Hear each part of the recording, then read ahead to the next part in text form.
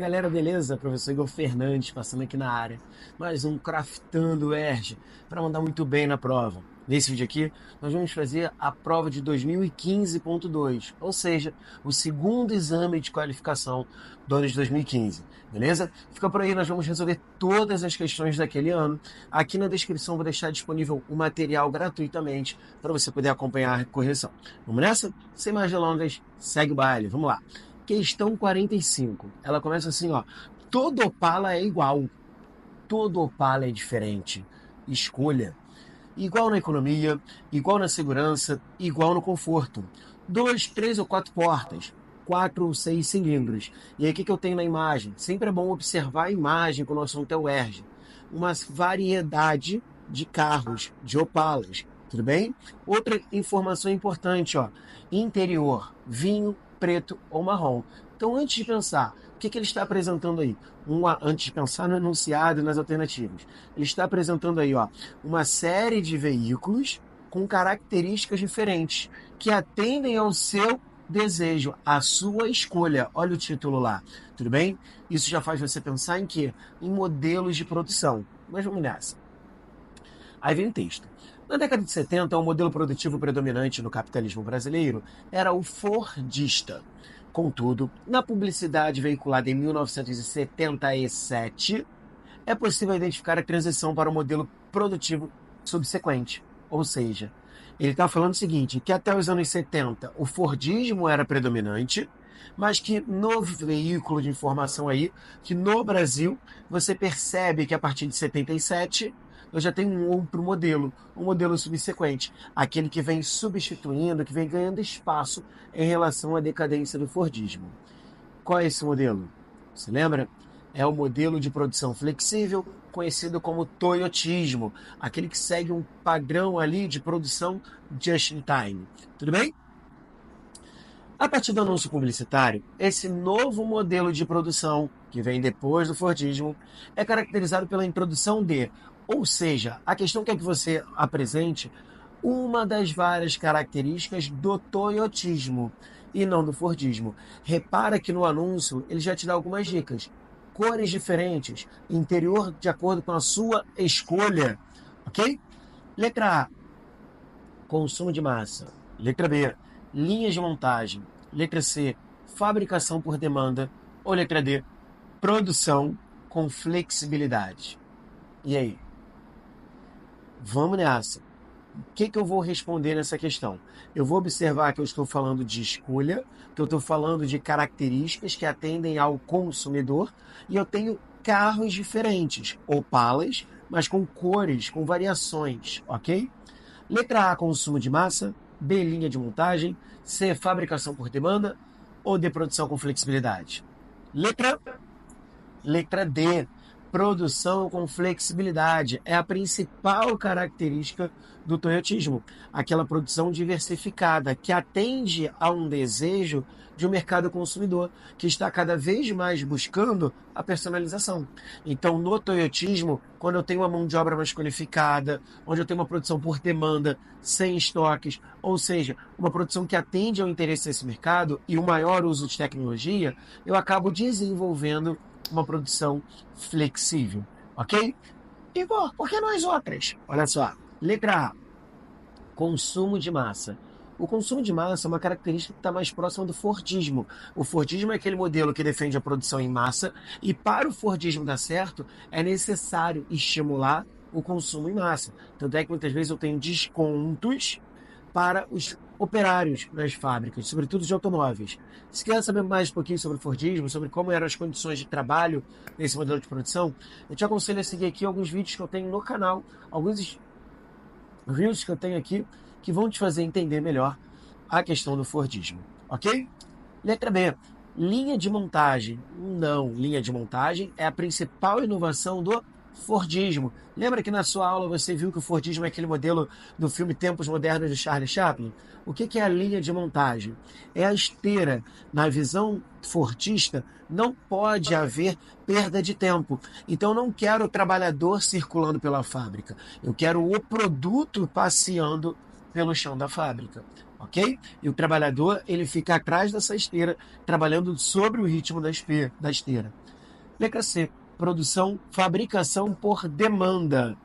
Pode ser? Fabricação por demanda, mas por que não é a letra C, professor? Ele coloca assim, ó, a partir do anúncio, esse novo modelo é caracterizado pela introdução de. No anúncio, o que ele está deixando claro?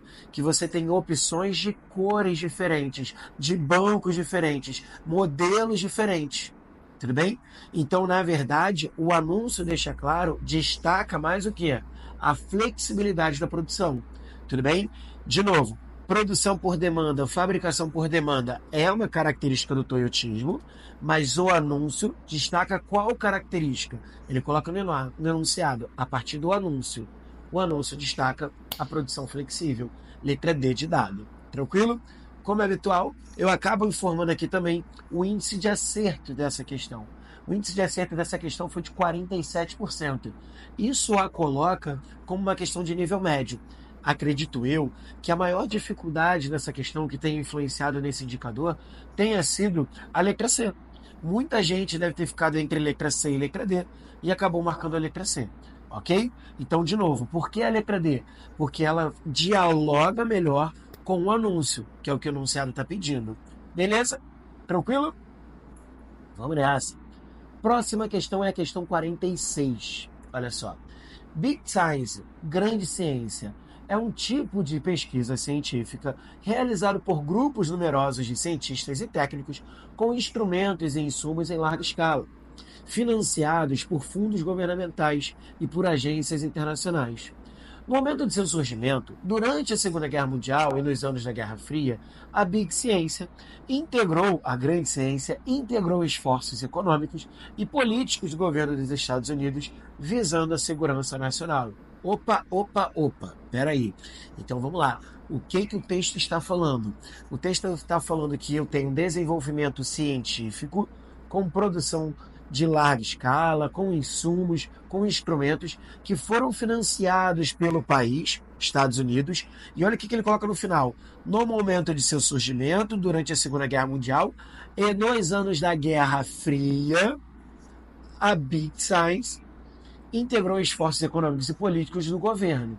Ou seja, eu estou destacando que a grande ciência foi muito utilizada no período da Grande Guerra Mundial, a Segunda, e da Guerra Fria. Ok? Vamos para o enunciado. O apoio a projetos de Big Science pelo governo dos Estados Unidos e no contexto da Guerra Fria esteve diretamente relacionado ao desenvolvimento do seguinte aspecto. Então, por que eu investi muito? Por que o governo americano investiu muito em ciência, em tecnologia na Guerra Fria? Letra A, devido à globalização dos mercados financeiros e de trabalho. Letra B, devido à cooperação tecnológica entre países periféricos e centrais. Letra C, devido à integração entre conhecimento científico e mudanças demográficas. Ou letra D, devido à modernização dos sistemas de informação e comunicação aeroespacial. E aí?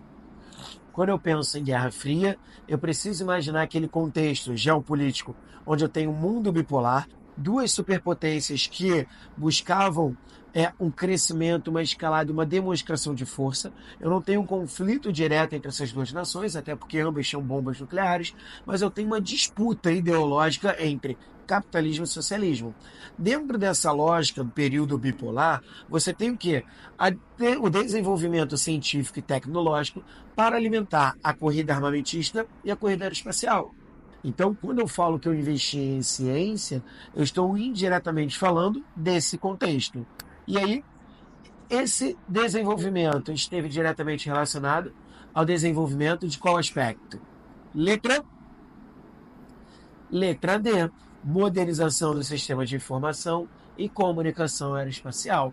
Por que, Igor? Porque devido a essa lógica de corrida armamentista, corrida aeroespacial, eu tenho um investimento pesado na grande ciência para poder ficar sempre à frente do meu principal concorrente. Beleza? Então, o desenvolvimento de bombas, o desenvolvimento de aeronaves, o desenvolvimento de satélites, uma busca entre essas potências, um desenvolvimento muito grande científico para apresentar um poderio tecnológico. Igual, não pode ser letra A, globalização dos mercados financeiros? Não, a globalização ela já está em curso, mas nesse caso, no contexto da Guerra Fria, o desenvolvimento científico está muito mais ligado à disputa espacial. Igor, por que não cooperação tecnológica entre os países periféricos e centrais? Porque nesse contexto, eu não tenho como objetivo dos Estados Unidos estabelecer uma cooperação, um compartilhamento de informações, um compartilhamento de tecnologia. Não. Muitas vezes eu tenho até um controle, uma dominação sobre esses países periféricos. E outra, quando eu falo de Guerra Fria, esse termo países periféricos e centrais, ele nem entra tanto. Porque depois da Guerra Fria é que eu vou trabalhar com a regionalização em países centrais, periféricos e semiperiféricos ou emergentes. Durante a Guerra Fria, o termo que eu usava era países de primeiro mundo, capitalistas desenvolvidos, segundo mundo e terceiro mundo. Ok? Letra C. Integração entre conhecimento científico, pode ser, e mudanças populacionais, mudanças demográficas, não. O objetivo era muito mais a demonstração da força, da informação, numa lógica de corrida aeroespacial. Tranquilo? Vamos para a próxima questão. Olha só. Lembrando, questão anterior, você tem ali a questão 46, 66% de índice de acertos. Isso coloca como uma questão média, ok? Agora sim, questão 48. Se liga nessa. Observe nas imagens a área urbanizada em 4 metrópoles dos anos 90 e 2000.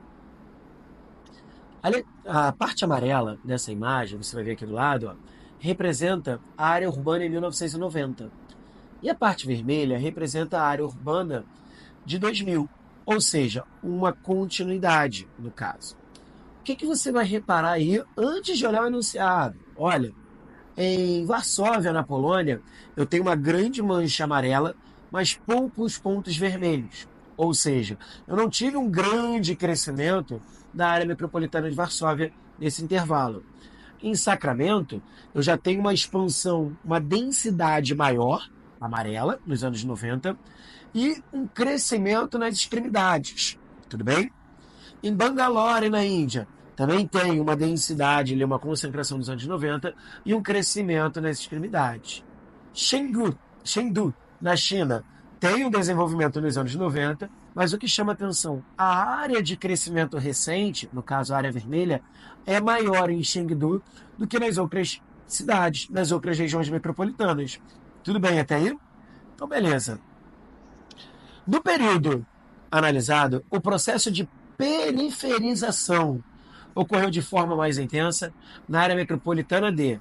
Cara, ou você acerta essa questão, porque você vai observar onde eu tive um crescimento maior da área vermelha, ou você acerta a questão porque você, além disso, considera e sabe o que é periferização.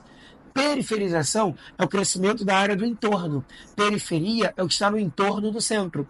Então, o que você vai reparar? Que eu tenho um crescimento maior das áreas no entorno, ou seja, uma expansão maior em vermelho, sobretudo nas áreas do entorno, na cidade de Varsóvia, Chengdu, Bangalore ou Sacramento.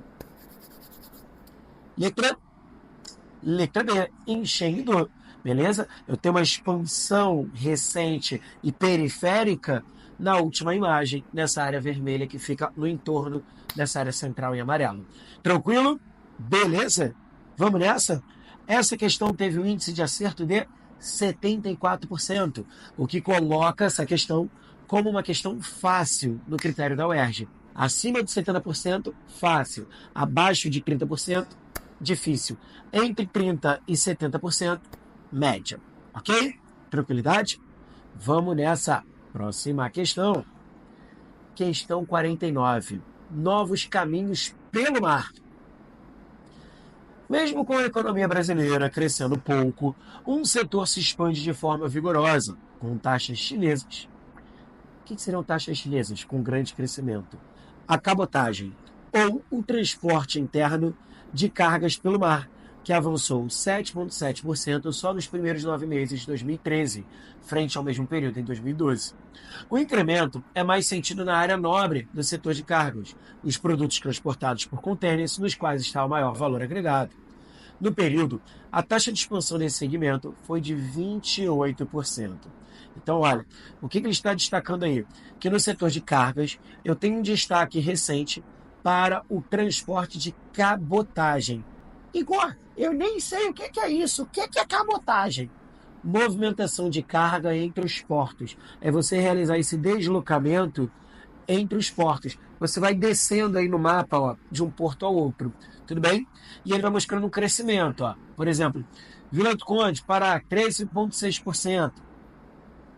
Itaqui, 20,6%. Fortaleza, 33,3%. Ou seja, Norte e Nordeste apresentando um crescimento maior do que o Sudeste. Ok? Beleza? Com base nos dados apresentados, o ritmo do crescimento da cabotagem pode ser explicado pela característica da Organização Socioespacial Brasileira, indicada em... Então, olha, primeiro ele fala que a cabotagem está crescendo muito no Brasil, de um ano para o outro. E segundo, ele fala que há um crescimento maior em portos, beleza? Sobretudo em áreas novas. Então, vamos lá. Olha o enunciado. Com base nos dados apresentados, o ritmo de crescimento da cabotagem pode ser explicado pela característica da Organização Socioespacial Brasileira indicada em... Então, o transporte de cargas entre portos vai ser explicado pela, letra A, portos separados por distâncias reduzidas. É essa característica. Letra B, estradas presentes ao longo do território. Letra C, cultivos direcionados ao mercado mundial. Ou letra D, populações concentradas em faixas litorâneas. O que a gente vai perceber? Vamos lá. Primeiro ele só está falando do transporte de cabotagem. O que eu falei mais cedo? Eu tenho um crescimento maior e um maior volume, tirando o Porto de Santos, olha lá no mapa, um grande volume de carga sendo transportada aonde? No Norte e no Nordeste. Então ele quer que você analise o seguinte: por que eu tenho um destaque para o transporte de cabotagem e como que eu explico esse ritmo de crescimento maior no Norte e no Nordeste do que no Sul e no Sudeste? Letra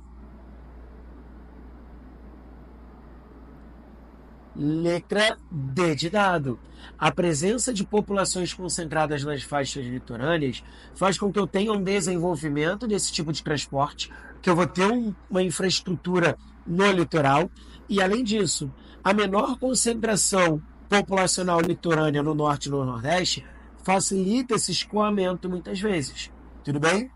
Igual, por que não as outras? Letra A, portos separados por distâncias reduzidas.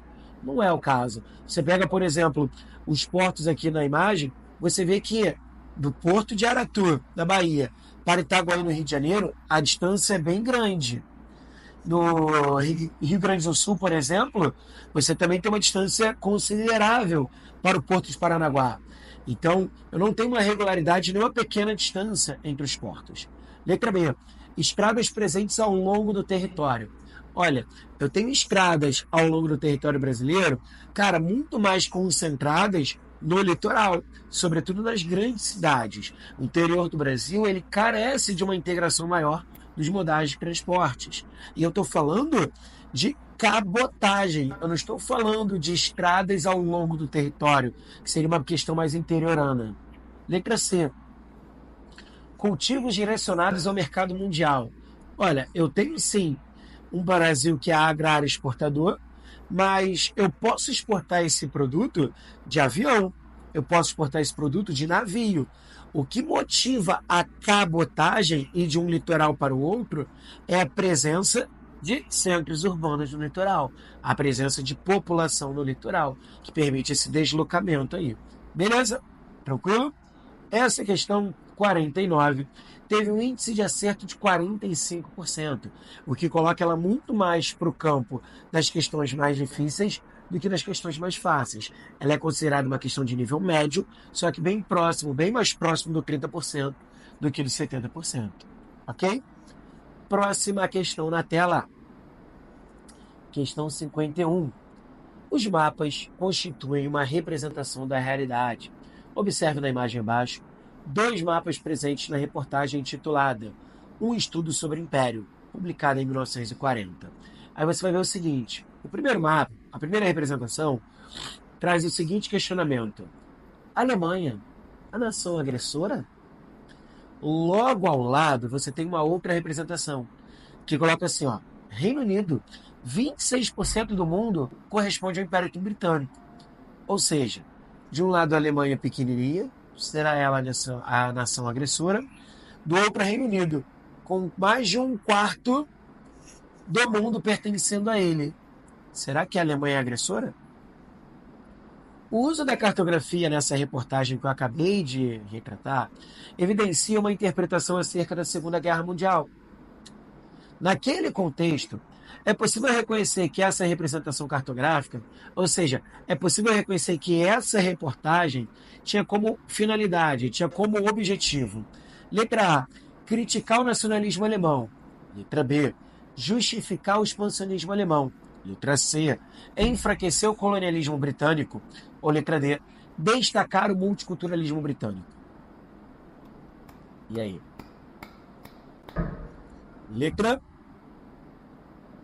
Letra B, justificar o expansionismo alemão. Como que eu chego a essa conclusão? Quando ele coloca a pergunta Alemanha nação agressora e coloca a Alemanha pequenininha, ele está propositalmente tentando criar uma narrativa de que a Alemanha é inofensiva comparada ao grande Império Britânico. Então ele está usando essas informações para justificar uma possível expansão alemã sobre o espaço europeu, por exemplo, ok? Sobre o espaço mundial. Igor, não é criticar o nacionalismo alemão? Nesse caso, não. Em nenhum momento ele está criticando valores nacionais alemães. Ele está questionando: será a Alemanha uma nação agressora tão pequenininha? Igor, por que não a C enfraqueceu o colonialismo britânico? Eu sei que a C pode fazer um pouco de sentido. O cara vai falar assim: os alemães queriam enfraquecer o Império Britânico. Eles estão questionando isso. De certa forma, sim, mas ele quer que você se atente ao uso da reportagem e não ao objetivo geral. A reportagem, ela tenta fazer você refletir sobre o tamanho do Império Britânico para justificar o expansionismo alemão. A reportagem em si, ela não está desvalorizando, criticando o colonialismo britânico, beleza? Só está falando o seguinte: eu exalto, coloco que corresponde a 26% para justificar as minhas ações. E a letra D? Destacar o multiculturalismo britânico? Não. Em nenhum momento ele fala de cultura, de identidades, valores, línguas. Não. Ele só fala o quê? De espaço, de território. Olha, o Império Britânico já tem quase um quarto do mundo. Ok? Então essa questão 51 tem um índice de acerto de 35%, letra B, o que coloca ela como uma questão médio, mas praticamente uma questão difícil, porque abaixo de 30% é uma questão difícil. Só que, cara, 35% é uma questão muito difícil. Você tem que ter uma boa interpretação cartográfica aí nesse caso, ok? Lembre-se, a cartografia, ela é um instrumento de poder. E vai uma dica: o IBGE, Instituto Brasileiro de Geografia e Estatística, tem trabalhado muito nessa tecla. Quando, por exemplo, produz primeiro um mapa com a representação da superfície terrestre, o famoso mapa mundi, mudando a perspectiva, tirando aquela perspectiva eurocêntrica e colocando o Brasil no centro. E segundo, esse ano de 2025, colocando esse mapa mundi de uma outra forma, evidenciando o Brasil no centro, mas o Brasil no sul numa porção superior. Viu essa imagem? Não? Vou colocar aqui do lado. É o novo mapa do IBGE, lançado há 2 semanas. Estamos em maio de 2025. E aí você vai ver, é uma representação muito diferente da habitual, gerando uma gritaria. O mapa está errado, o mapa está invertido. Não, o mapa está certo. Ele está numa posição que quebra um padrão que você conhece. Tudo bem? Ele não está de cabeça para baixo. Ele está certo. Ele evidencia o Brasil na sua posição central. Ele destaca os parceiros comerciais do Brasil. E ele está correspondente, corretamente, ao indicador de direção. O sul está em cima, o norte está embaixo. Quebra esse paradigma. Beleza? Tranquilo? Próxima questão. Questão 53 na tela. Vamos lá. favela no Morro de Santo Antônio em 1914. Favela da Rocinha em 2014.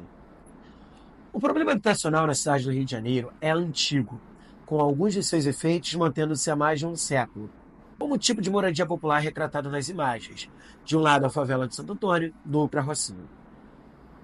Uma causa econômica e um resultado socioespacial, ou seja, uma causa econômica para a formação das favelas e expansão desse tipo de moradia, e uma consequência para a expansão desse tipo de moradia ao longo do século XX são, vamos lá, letra A mercantilização do solo é uma causa e a segregação socioespacial é uma consequência.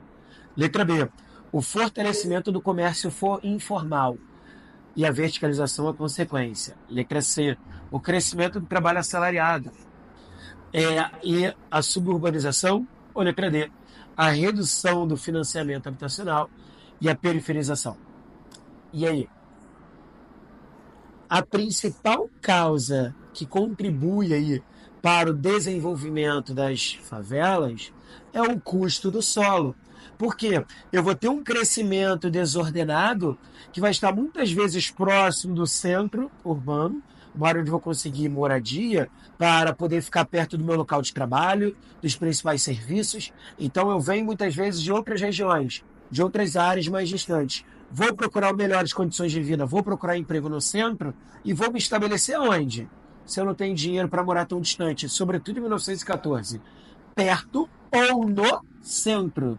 Isso é uma característica de uma urbanização espontânea, como aconteceu no Rio de Janeiro. Beleza? Então, letra... Quase que eu dei a resposta. Letra A, a mercantilização do solo, o valor do solo, é uma causa econômica para a formação das favelas. Igor, e a consequência da segregação? Porque quando você tem esse processo de favelização, você acaba também criando nesse espaço áreas segregadas, sobretudo com crescimento desordenado. Então, uma outra característica desses centros urbanos vai ser a segregação socioespacial. Lembrando, cai pra caramba Rio de Janeiro na UERJ. E quando você pega uma questão dessa, é preciso estar atento. No centro do Rio de Janeiro, eu tive um crescimento desordenado com a formação de cortiços e favelas na área central. Esses cortiços e essas favelas foram sendo removidos com argumentos diversos, sobretudo a partir da reforma Pereira Passos, início do século XX, com muitos discursos, como, por exemplo, o embelezamento da cidade, atrair capital estrangeiro, o discurso sanitário, melhorar as condições sanitárias da cidade, e aí eu acabo removendo essa população mais pobre e levando essa população para as áreas mais distantes. O nome que eu dou para isso, você sabe? Qual é o tipo de segregação caracterizado pela ação do Estado quando ele remove as pessoas de uma área para outra, alegando principalmente fatores que indiretamente estão ligados à especulação imobiliária. Segregação induzida, ok? E aí, nesse processo de segregação induzida, de remoções, eu tenho construções de conjuntos habitacionais, tudo bem? Que podem depois vão vir a formar, se não tiver um apoio do Estado, serviços, organização, fiscalização, que podem contribuir para a formação de outras áreas favelizadas, ok? Alguns exemplos de áreas que passaram por esse processo. Cidade Alta, Vila Kennedy, Cidade de Deus. Beleza? Igor, o Rio de Janeiro só fez isso no passado? Não. Até hoje, você tem políticas de remoções na cidade do Rio de Janeiro. A última grande política de remoção, o último grande momento, não que não tenha existido outros depois, mas foi a partir da realização dos mega eventos esportivos, o chamado urbanismo olímpico, com a realização de Jogos Pan-Americanos, Olimpíadas e Copa do Mundo. O discurso de remover pessoas de determinadas localidades para atender a um urbanismo que iria ser intensificado pela realização dos Jogos esportivos.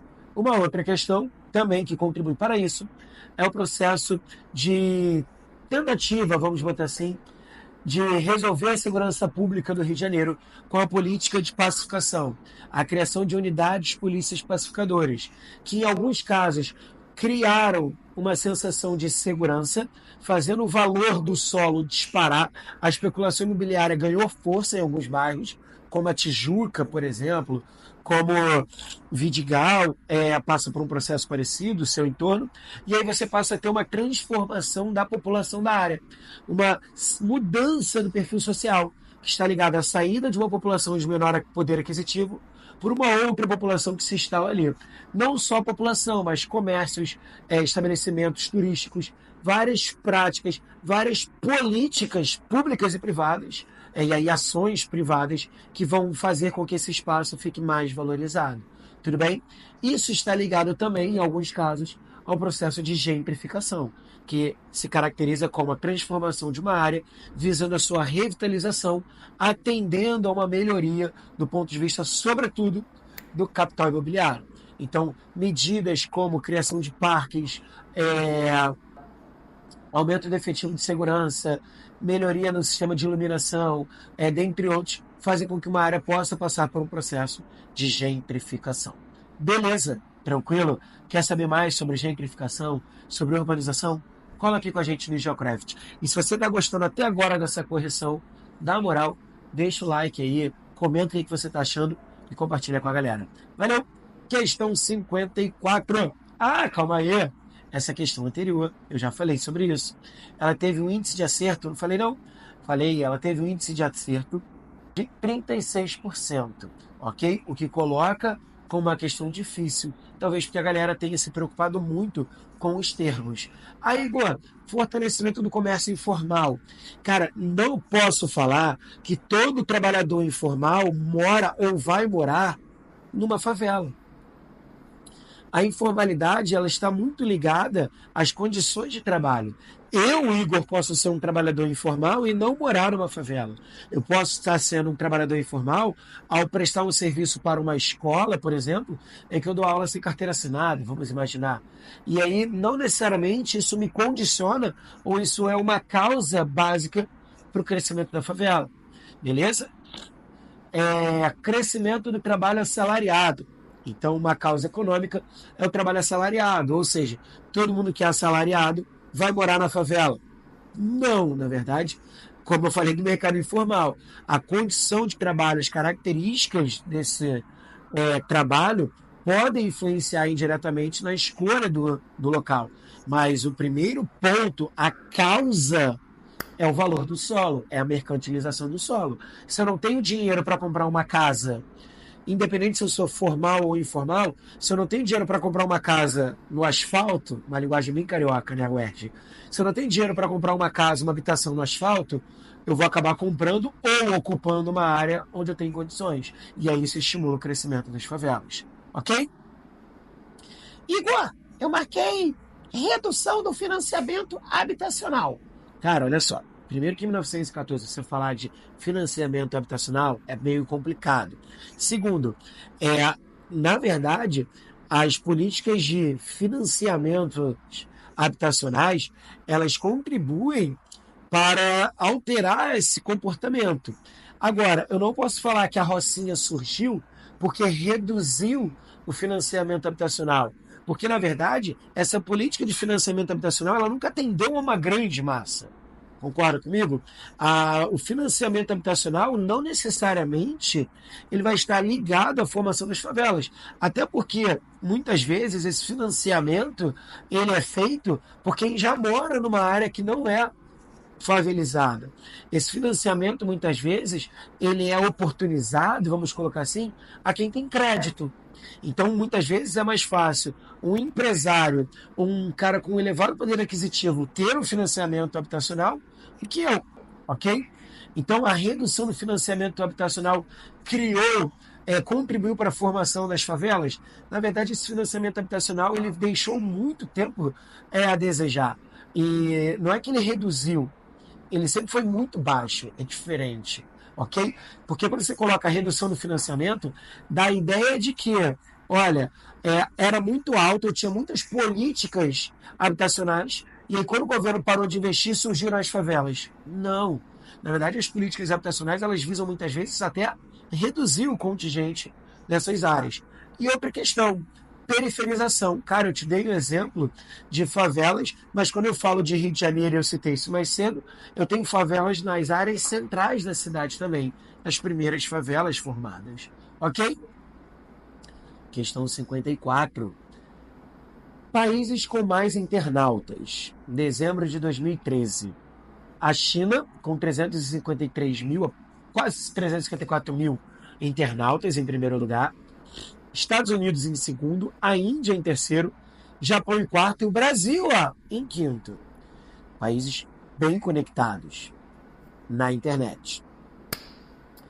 Países com mais usuários no Facebook, rede social. Dentro da internet, quem usa mais o Facebook? No mundo, eu tenho 971.426 usuários.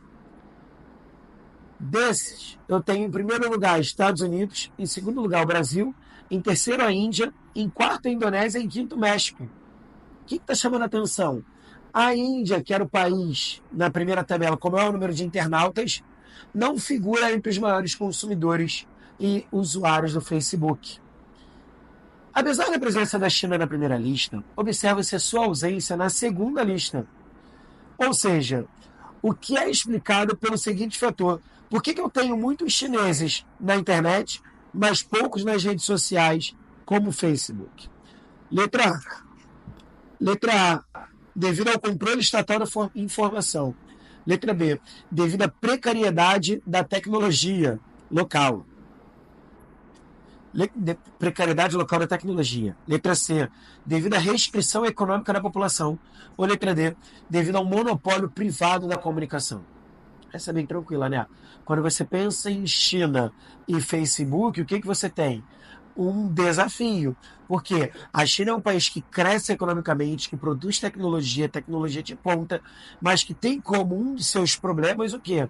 Uma maior transparência, uma maior liberdade para consumo de informações que vêm de fora. É um país ainda muito fechado, sobretudo no que tange aos produtos, ou melhor, aos conteúdos das redes sociais. Então, letra A, ainda existe um forte controle estatal sobre os meios de informação.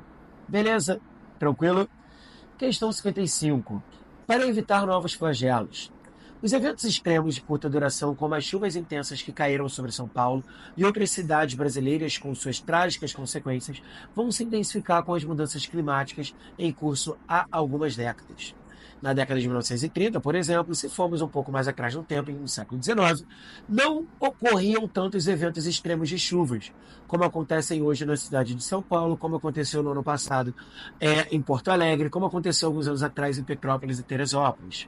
Isso sou eu dizendo, mas complementando o que disse Carlos Nobre, do Instituto Nacional de Pesquisas Espaciais. Isso é uma mudança climática, não necessariamente provocada pelo aquecimento global, ressalta. O mais provável é que a maior parte dessa mudança climática tenha origem na própria região metropolitana de São Paulo. Considerando a dinâmica ambiental de grandes metrópoles como São Paulo e as circunstâncias locais para a elevação do índice de chuvas apontados no texto, estão relacionados ao fenômeno de... Então, olha, o que contribui para o aumento dos índices de chuvas nos grandes centros metropolitanos? Letra A, o fenômeno da ilha de calor. Letra B, a inversão térmica. Letra C, campos de vento. Ou letra D, precipitação ácida, chuva ácida. O que faz chover muito nos grandes centros urbanos? Bom, você precisa considerar o seguinte. Lembra de chuva convectiva? Aqui no Rio de Janeiro nós chamamos de chuva de verão. Como que ela acontece? Sobretudo nos centros urbanos. Você tem um aquecimento muito grande naquele dia, aí você intensifica um processo de evaporação, então você tem uma evaporação muito maior, porque a temperatura está muito alta. No final da tarde a temperatura diminui, o que acontece? Aquela pancada de chuva. É mais ou menos o que ele está falando aí na questão. Por que São Paulo chove muito forte, uma pancada de chuva no verão, muitas vezes? Devido ao fenômeno da letra A, da ilha de calor. Como eu tenho muitos prédios, pouca cobertura vegetal, muitos automóveis, eu acabo criando o fenômeno da ilha de calor, que se caracteriza pelo aumento da temperatura média naquele centro urbano. E aí, como é muito quente aquele centro urbano, você intensifica esse processo de evaporação e, no final da tarde, precipitação. Por isso, constantemente no verão tem enchente em São Paulo. Beleza? Tranquilo? E agora tem como explicar um pouquinho mais. Inversão térmica, chuva ácida. Tem. Se você deixar um comentário aqui embaixo, eu vou fazer um vídeo explicando esses fenômenos. Tranquilo? Questão 56. O haitiano Guerrier Garousset, de 31 anos, era motorista em seu país de origem. Como muitos conterrâneos, ele veio ao Brasil em busca de emprego. Saiu da capital haitiana Porto Príncipe até a capital da República Dominicana. Lá foi de avião até o Panamá e seguiu para o Equador. Dali foi para o Peru, até a cidade de Inhapari, que faz fronteira com o Assis Brasil, no Acre. Ou seja, o Guerrier Garousset saiu do Haiti, passou por Porto Príncipe, depois foi no Panamá, Equador, até chegar ao Brasil. Então esse cara está determinado a chegar ao Brasil. Segundo texto, debaixo de um sol inclemente, Juan Apaza formava fila no Parque Dom Pedro II, em São Paulo. Costureiro, como quase todos os bolivianos na cidade de São Paulo, Juan está há menos de um ano no país, dividindo uma casa apertada com 10 pessoas. Com rezas do xamã, incensos e um pouco de cerveja, é claro, acredita que a sua casa própria se transformará em realidade. Então, um outro caso. Primeiro é um haitiano que fez de tudo e chegou ao Brasil. Segundo, é um boliviano que já vive no Brasil, trabalha de costureiro, mora numa casa com outros 10 imigrantes e sonha em ter uma casa própria. O Brasil, na última década, tem atraído migrantes originários de países americanos, em especial haitianos e bolivianos. A vinda desses migrantes para o Brasil na atualidade, ou seja, a escolha pelo Brasil, é justificada pelo seguinte motivo. Letra A, demanda de mão de obra qualificada. Letra B, oferta de emprego em áreas diversificadas. Letra C, facilitação para aquisição de dupla cidadania. Ou letra D, elevação da remuneração da força de trabalho. E aí? Letra B, ok? Questão com 63% de índice de acerto. É quase uma questão considerada fácil. Por que a letra B? Olha, essas pessoas vão vir para o Brasil porque o Brasil, nesse contexto de América do Sul, ou até América Latina, o Brasil passa a ser uma influência de desenvolvimento econômico. Então eles vão olhar e vão falar, cara, no Haiti está muito difícil, mas se tem um lugar que provavelmente eu vou ter mais oportunidade de arrumar um bom emprego, vai ser onde? Em Honduras? Na Colômbia, na Venezuela? Não, no Brasil. Então, o crescimento econômico brasileiro e a influência brasileira sobre os países vizinhos faz com que ele seja uma área atrativa para esses grupos de imigrantes. Tudo bem?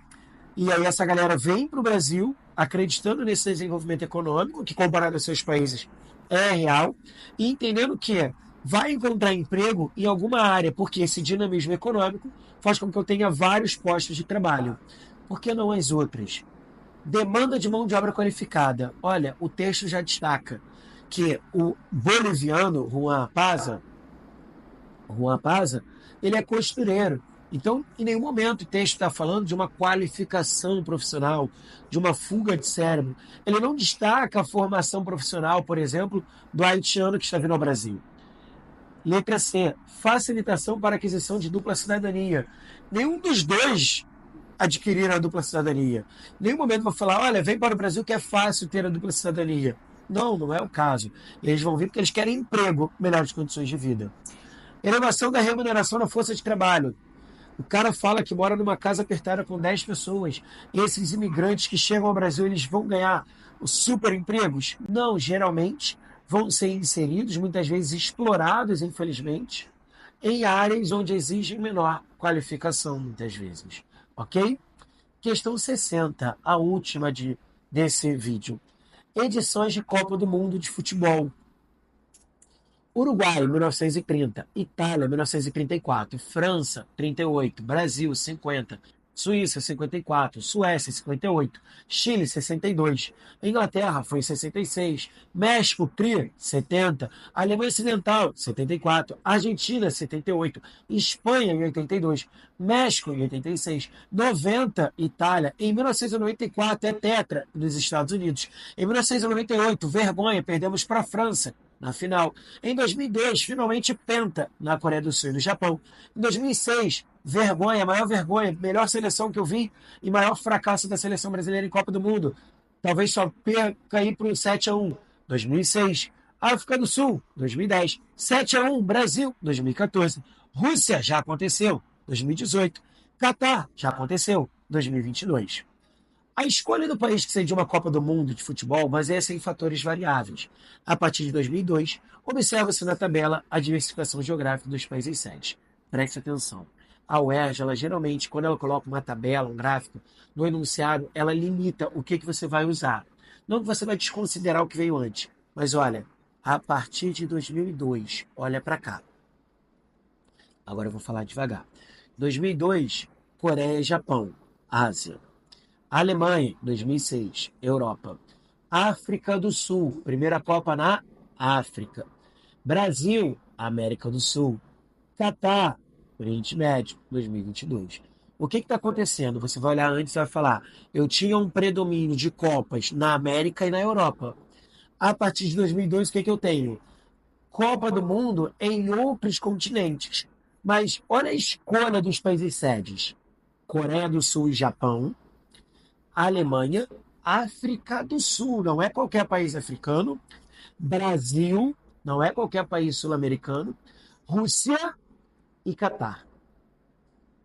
Duas motivações para a escolha desses países a partir de 2002 são explicadas em, vamos lá, quando eu falo de Brasil, Rússia e Índia, o que vem à cabeça? BRICS, os países emergentes. Aí você vai considerar a importância do Japão e da Coreia do Sul e a importância da Alemanha e do Catar, recentemente. Ou seja, a Copa do Mundo está saindo daquele centro europeu americano e está o quê? Se difundindo para áreas com economias emergentes. Tudo bem? E áreas onde eu tenho novos dinamismos. Mas vamos lá. O que justifica essa expansão? A valorização de campeonatos desportivos e o apoio à democratização política, a inclusão de áreas periféricas e a ampliação do número de seleções participantes, a mundialização do esporte coletivo e a multipolaridade das relações internacionais, ou a quebra da hegemonia europeia e a expansão econômica das áreas subdesenvolvidas. E aí? Essa questão tem um índice de acertos aí de 48%. Ela parece fácil, mas nem é tanto. Letra C. Mundialização do esporte coletivo, o futebol. Então, uma justificativa é: vamos expandir a prática do futebol para outras partes do mundo, vamos incentivar o futebol na Ásia, vamos incentivar o futebol na África, vamos incentivar o futebol na América do Sul, como se precisasse, e a multipolaridade das relações internacionais. O mundo multipolar se caracteriza pelo crescimento de novos centros de influência na economia mundial, como a Rússia, como o Japão, como a Coreia do Sul, o Brasil. Igor, por que não as outras? Eu marquei outra coisa. Olha, valorização dos campeonatos esportivos. Quando eu coloco a Copa do Mundo no Catar, quando eu coloco a Copa do Mundo, por exemplo, na África do Sul, o meu objetivo não é valorizar o campeonato sul-africano, não é valorizar o campeonato de futebol catari. Não, meu objetivo é levar o futebol para lá. Beleza? Apoio à democratização política. A isso aí você pode eliminar. Eu vou apoiar a democracia no Catar? Fica meio difícil, né? B. Inclusão de áreas periféricas. Poxa, eu marquei essa. Cara, beleza, eu estou incluindo áreas periféricas numa lógica de países desenvolvidos e subdesenvolvidos. Mas, na verdade, eu tenho a Alemanha aí. Eu tenho o Japão aí. E o Japão e a Alemanha não são periféricos. E, além disso, ele coloca assim, ampliação no número de seleções participantes. A Copa do Mundo vai aumentar o número de países participantes a partir de agora, nas próximas edições. Em 2002, 2006, 2010, 32 seleções. Letra D. Quebra da hegemonia europeia. Igor, eu marquei isso porque acabou a hegemonia europeia. É, mas eu tinha já Copa no México, tive Copa no Brasil, no Uruguai. Mas beleza, tinha uma grande quantidade de Copas do Mundo que foram realizadas na Europa. Entendi isso, é raciocínio. Mas ele coloca assim, ó, quebra, acabou. Repara, a Copa do Mundo vai para o Japão, maneiro, mas depois vai para a Alemanha. Então não quebrou. Vai para a Rússia, maneiro. Pô, vai para a África do Sul, maneiro. Vai para o Brasil, maneiro. Mas depois vai para a Rússia. Então não quebrou totalmente a hegemonia europeia. Por isso não vai ser a letra D. Porque eu ainda tenho a Alemanha e Rússia, um país euroasiático, mantendo essa hegemonia europeia. É como se fosse 2-1. Duas Copas fora da Europa, uma na Europa. Beleza? Tranquilo? Ficou com dúvida? Quer uma explicação mais detalhada? Coloca aqui nos comentários. Valeu?